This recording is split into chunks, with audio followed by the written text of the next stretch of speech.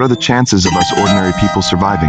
You're Chun Pingan, the youngest doctor in Yangzhou City. At the moment, you are kneeling in the backyard, using a salt-soaked cloth to bandage the sword wound on her leg. The shouts and killing sounds on the city wall have lasted for 3 days. You count the sand in the hourglass. You heard a dull impact sound from the south gate. At the first watch, the sound of wood breaking came from south gate. You looked through the crack and saw the fire illuminating half the sky. The butcher rushed out with a pig-killing knife and fell screaming under the arrows. Pingan, take your sister first. Your mother suddenly pushed you and stuffed the sachet with silver coins into your arms. You carry your 12-year-old sister and rushed into the dark alley, but saw in the East Market a huge flame rose dozens of feet. At the fourth watch, you hid behind the idol in the temple. You don't know where your sister's hairpin was left.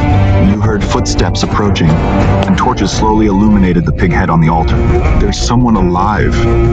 The sound of the scabbard colliding made your pupils shrink.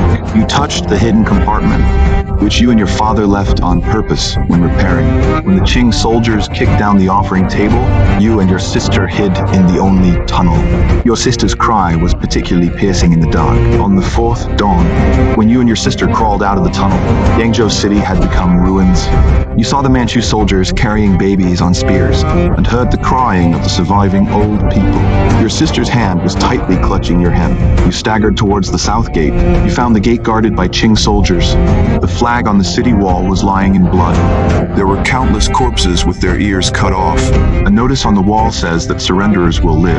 The ink is still wet. Neighbor Joe and his family of 7 were kneeling in front of the Qing army camp. They were used as targets to practice archery. On the 7th day, you met the same survivor, Wang Jern, in a ruined temple. He holds half of Zheng Qijie in his arms, ink residue in his fingernails from the inkstone. They said this was the last city search. He gave you a moldy cake. You realized that his right hand had been cut off.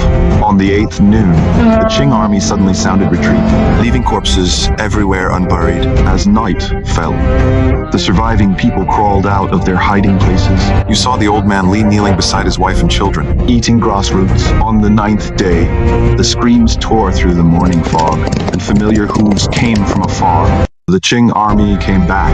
You hid in the mezzanine of the rice shop with your sister. Through the gap, you saw countless people lying in blood. The hoofprints of the Qing army were in the blood and splashing water. And at dusk, there was a sudden sound of hooves at the east gate. You saw the lieutenant of the Qing army gallop, with blood beads still hanging on its back.